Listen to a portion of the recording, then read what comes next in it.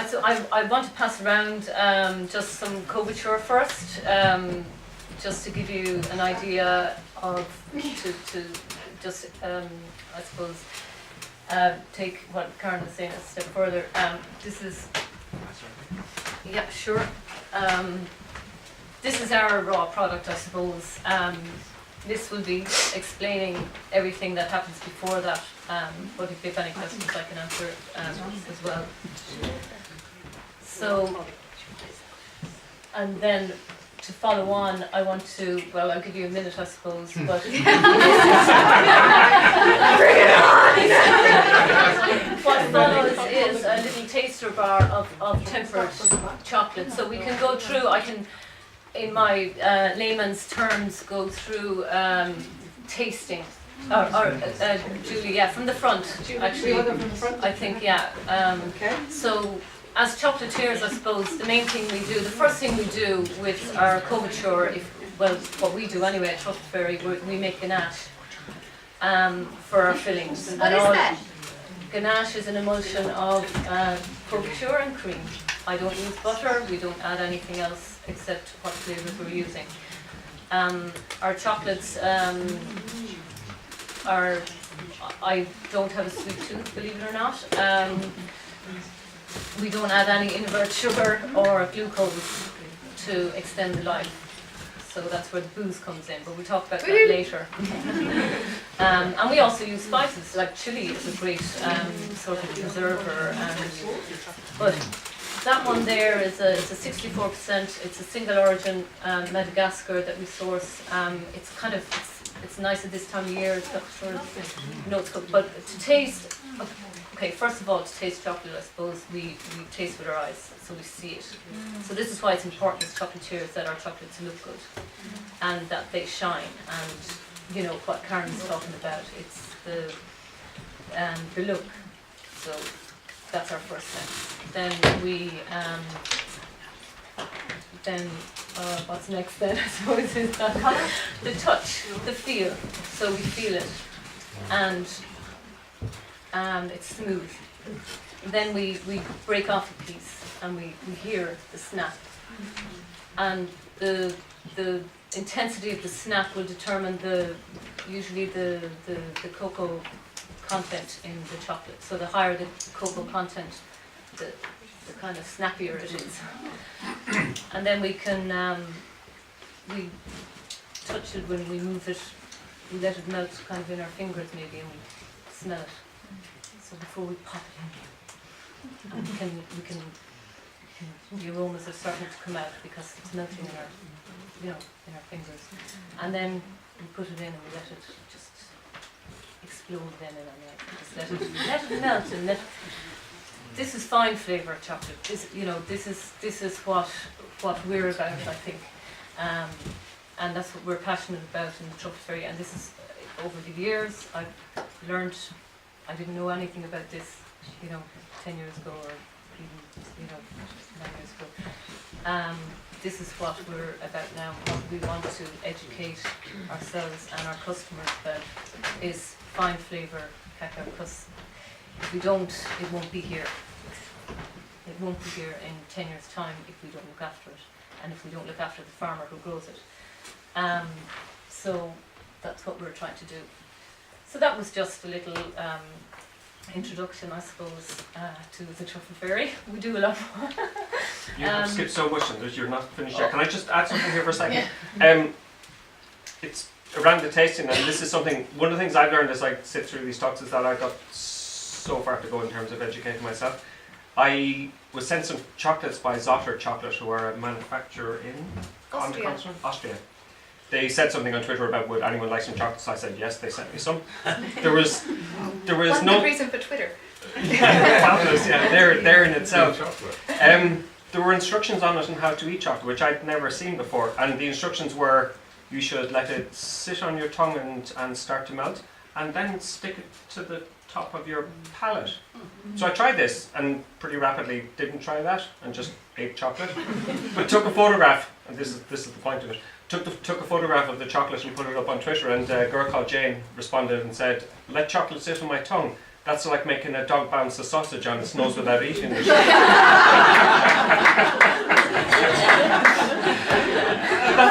That's a massive, massive challenge. Is overcoming that impulse to. All of us have it. Is we have too much food and we're too used to just stuffing our faces. And it's taking me so long, and it's going to be years in the making to slow down and really appreciate what's going on with all of the passion and the knowledge that goes into making these products. Sorry, that was a bit of a But whatever. that's a good point, Keith, and I think we consume an awful lot, but we don't think about, and I have to, you know, as a chocolatier, and now I've stepped back a little bit because I'm a full-time mum, so I can enjoy that creative and that product development, and, you know, challenge myself about what am I tasting. And I still get it wrong. Sometimes I'm like, yeah, it's chocolate, you know, and I just feel like a bar of chocolate and I'm going to, you know, have a taste or a truffle. But, you know, it's I think it's very important, I suppose. Okay, a little bit of background, I suppose. I'm the local girl from across the fields in Kilkenny here. I grew up on a farm. My mum's here. Hi, Mum. I grew up on a farm, and I suppose I think it's important because it gave me, besides the freedom of growing up in the countryside during the 70s, it gave me an instant connection, I suppose, with nature and with the land. And there was no mystery in our house as to where your food came from. It came from the farm. We grew our vegetables. We ate pets sometimes. I remember frisky banana ended up on the table. We all became vegetarian for a while. But yeah, times were hard. And then during my teenage years, I suppose I knew I decided I was going to become a chef. I just was drawn to the kitchen, and was drawn to cooking and food, and that's what I did, I suppose. Then I went to college and did my training, and it took me a couple of years though to find the right kind of kitchen to work in. I suppose I hadn't the right names on my CV to get the jobs in the places I wanted to work. So I went to an agency, and I got a place, an interview up in Cardinal Cross. And I want to mention this because it was the Newmore Hotel, and it was the first kitchen I worked in after about 3 or 4 years of working in different kitchens, different Kilkenny and Dublin.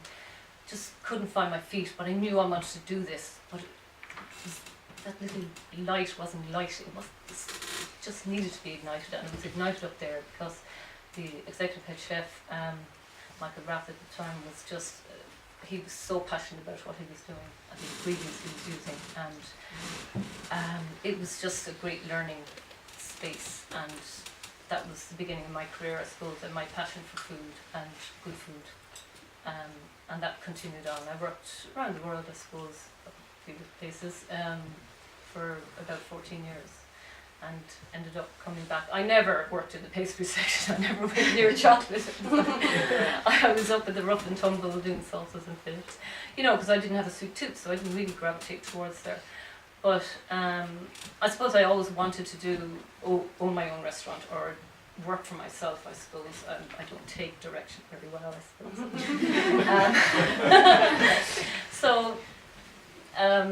I suppose the opportunity came up. The farmers' markets were just starting in Ireland, I suppose. Well, they were building up. I suppose. Yeah. They were, and it was. I had been just previously to New Zealand, where a friend of mine was a chef in a vineyard there, and he took me around and showed me. It's in the hot area, and it was just a real foodie hub, and the fruit growing and the producers' markets were just thriving. I was like, this is what it's about. This is great. You know, this can be happening. You know, hopefully we'll see it at home or whatever. So by the time I got home, anyway, with more kind of Asian and Australian influences coming through in where I was going, I suppose, I decided to start making products and selling at the farmers' market. And press around now the cardamom and orange truffle because it was my original. Which one? Yes, that one there, yeah. So the flavour, chocolate and orange. It goes pretty well. It's pretty passé, I suppose. I got really into spices in Australia, I suppose, and using spicing in savoury food cooking, and just cardamom is one of my favourites. And like we always use fresh spices, and we toast our own and to bring out the flavour, and then grind it in pestle and mortar. And we're still doing that today. It's just anyway, that's one of my first creations and one of my favourites. So that's what I brought to share today. Mary, you started making dips first, you know? I did the truffles as well. Yeah, I had the brandy ginger and toasted almond, which is there, and the cardamom and orange were my first truffles. I probably did a few dodgy ones as well, using rose water. They were. I might go back to it. I don't know. It was very 80s. It's very 80s. You had the big hair? No, I never had the big hair actually. No, but I suppose I'm full of contradictions. Because I've been quite old-fashioned in some ways, or traditional maybe, and then I've been quite contemporary, continuing. But yes, I had dips, I had pestos and hummus, and because I love the savoury end of it, and I, marinade. Well, thank you. My baba ganoush was famous. Yeah, so but I started on the kitchen table at home. I didn't have. They missed the washing machine in my house, but no children at that time or pets. So and chocolate is low risk.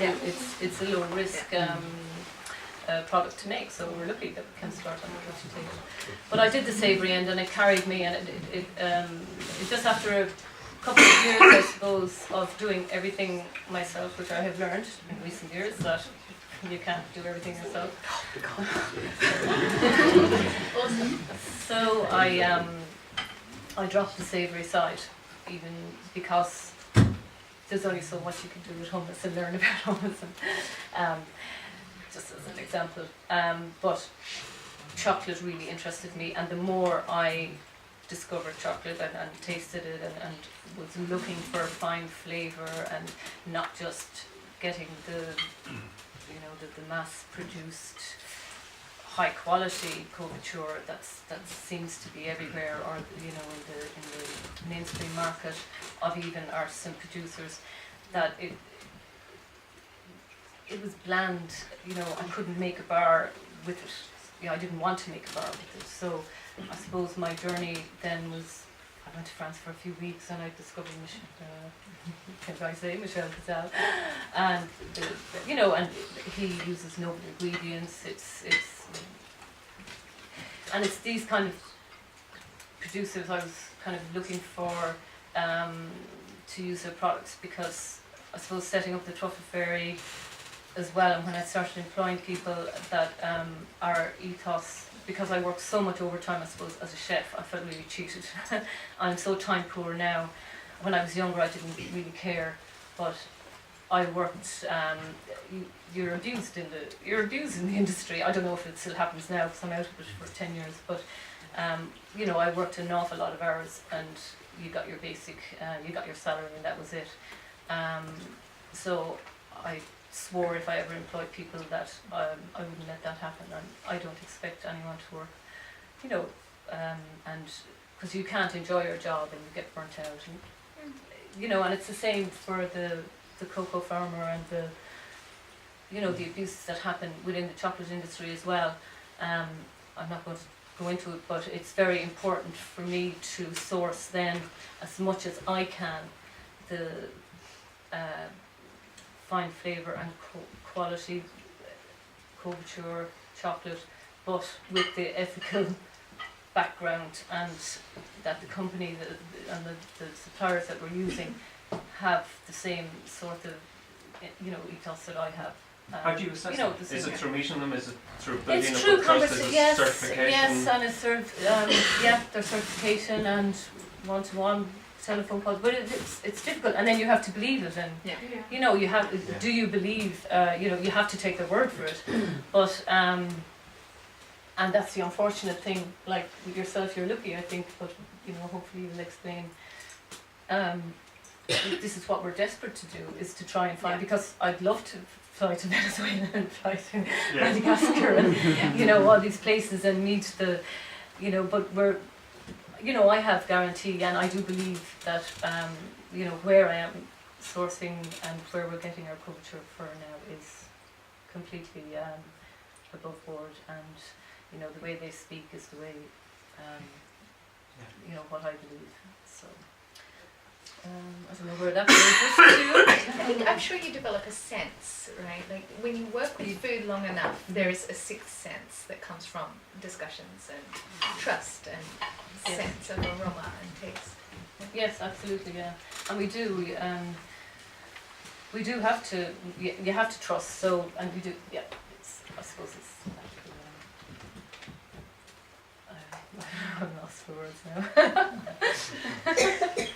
This is the same challenge that consumers have when we buy products from non-certified producers who say that they're or using organic ingredients or that they're fairly traded,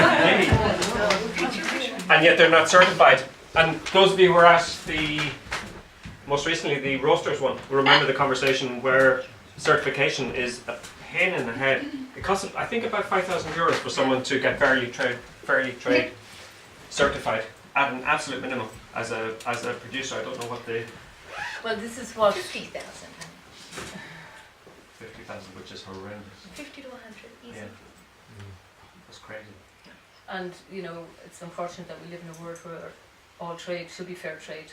You know, there shouldn't be a certification, and there shouldn't be offices turning over tens of millions, what we're doing is splitting papers. And I mean, how do you get to a cacao farmer who mightn't even read or be able to read or sign the papers, and you have to take a boat through a jungle or a 3-day trip through monsoony kind of environment to get to them, you know, like, so, but these are the guys that are, maybe have never even tasted their chocolate bar, and, you know, are their sons going to take, you know, is it going to continue on, are they going to give up, are they going to be tempted to grow rubber or something instead?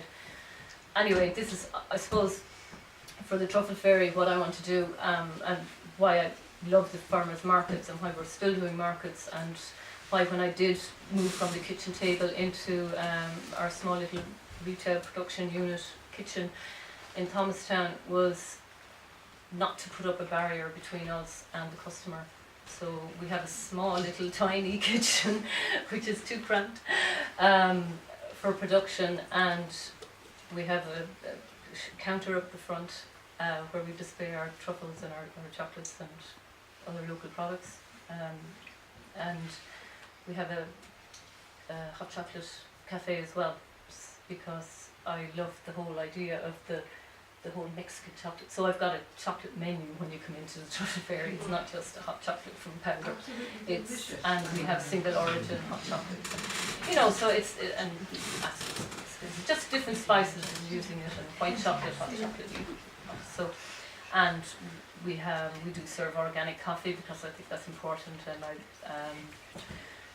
you know, we take pride in what we do there, and the customer can come in and they can talk and ask, you know, and we can give them the information, and I think they respect that. And I think we're creating, what I really want to do as well is create that little memory, because one of my first memories of walking into a chocolate shop was, lucky enough, in south of France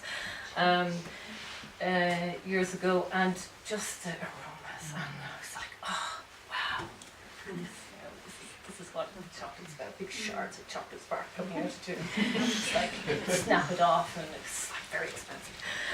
Willy Wonka's Chocolate Factory was your favourite movie, right? Yeah, in black and white. It was. But and I was like, I'd love to recreate this in Thomastown, or you know, in Ireland. Why can't we have this in the community? So I mean, we want all these little, you know, I have no problem with, you know, let's bring it on. Let's educate ourselves and people and the children. You know, we're right in the catchment area of the primary school, and they come down and they, you know, they have all their little favourite, you know, truffles or chocolates that they want to buy, and it's amazing. And I hope that, you know, they're going to remember the little chocolate shop when they get older and move away. That they were lucky, you know, I suppose, to Lovely place for your kids to grow up too. Yeah. Question for you, and I guess for the three of you, but you in particular, you have one of the lovely things for me through knowing Mary was after about 4 or 5 years of knowing her producing in her kitchen, she eventually got to be a vegan truffle. Very frustrating to know her and have support her and tell people about her and never actually taste a chocolate until I think year 6. One of her bars is dark chocolate with hazelnuts. And I know from speaking to the people who run your market, including Alana, who's here, I think, that you have a constant conflict there because you want to use really good chocolate in it, but it pushes the price point of it up really high. So how do you educate and get that across to people who are buying it? This is what we're trying to do, and I suppose we're not selling as many bars because of it. Yeah. But I mean, the vegan. Not so much that more. It's just more the fact that as you push towards potentially towards ethical, towards better sources. Well, fine flavour as well. You see, I didn't make bars before I could find the right culture to use. You know, I didn't want to because I did use mass-produced chocolate in my truffles while I was learning and along the way, and it changed. And then I was like, these are bland, and I can add. You can add so much flavour, and this is why a lot of chocolates, I suppose, have all these, you know, fruity or well, whatever inclusions, but it's sweet is the first thing that you get. With our truffle, and what I want, my taste would be that I'm tasting the chocolate first, you know, and the flavours then, and hopefully that what we add to it will complement that, you know, and complement the true flavours in the chocolate. And it is only 10% of the, I think it's 10% of the world chocolate, you know, in the industry is fine flavour, comes from fine flavour beans, under 5, there you go. Yeah, so anyway, I suppose you'll be touching on that.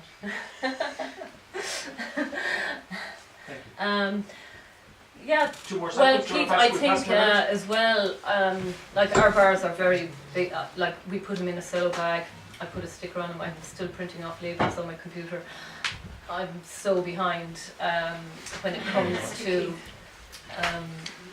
the marketing end of it, and I think, you know, that's why we're in a few small independent retailers who support us and know the Truffle Fairy and are behind us.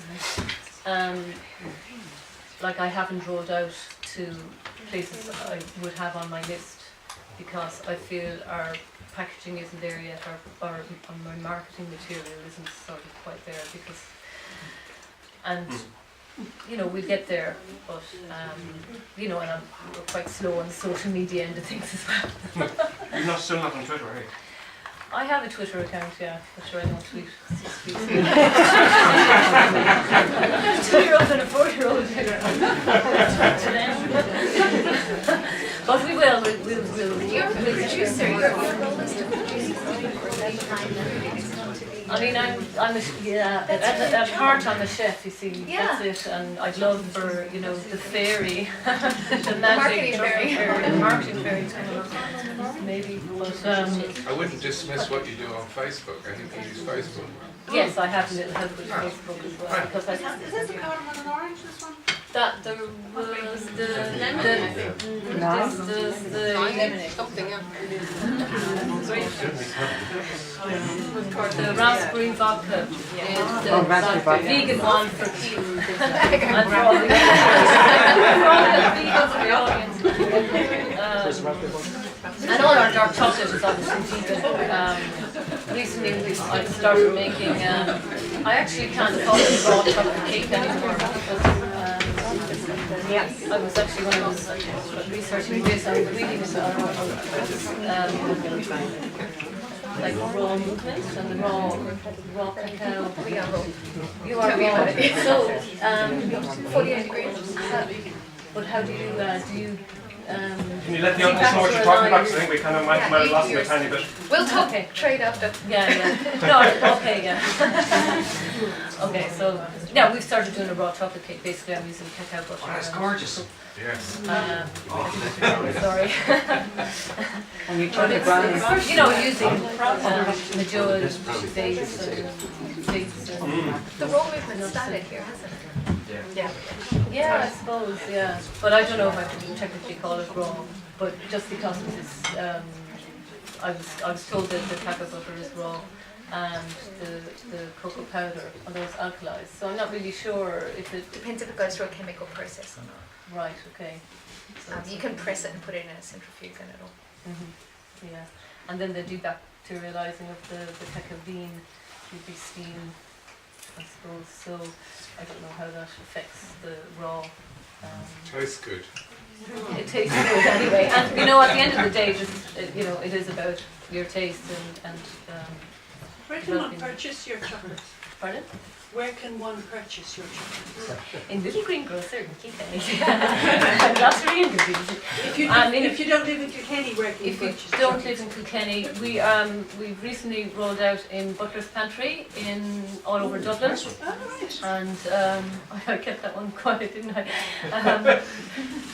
And they have their what they're about. It's not Butler, not to be confused with the other Butlers. Butler's Pantry. It's the Butler's Pantry, and they've got 9 shops and in Dublin, around in Dublin, and 1 in Bray.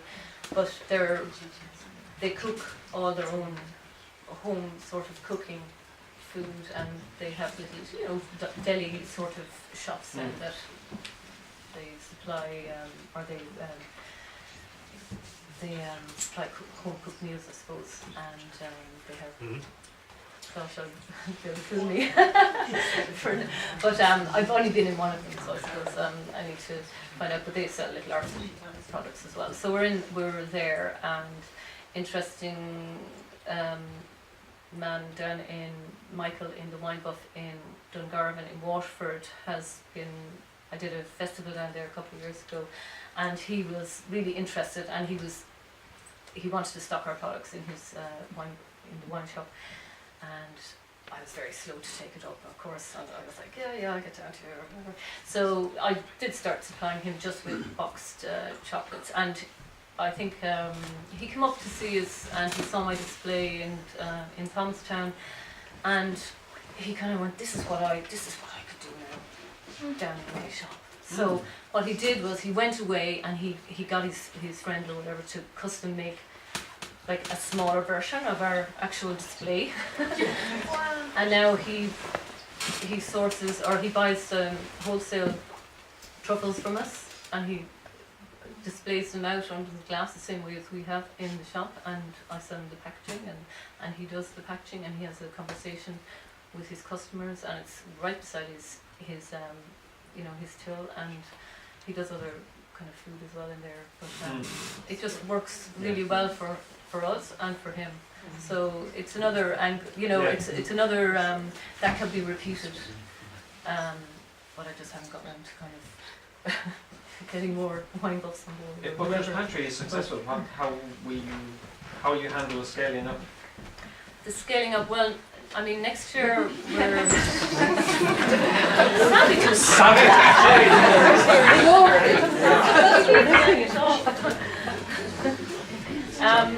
scaling up.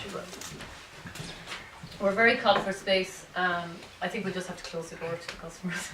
No, but we'll do. There is room for expansion where we are. It'll just take a little bit of time and a little bit of funding to move. But where we are, we're lucky enough, I suppose, that maybe next year.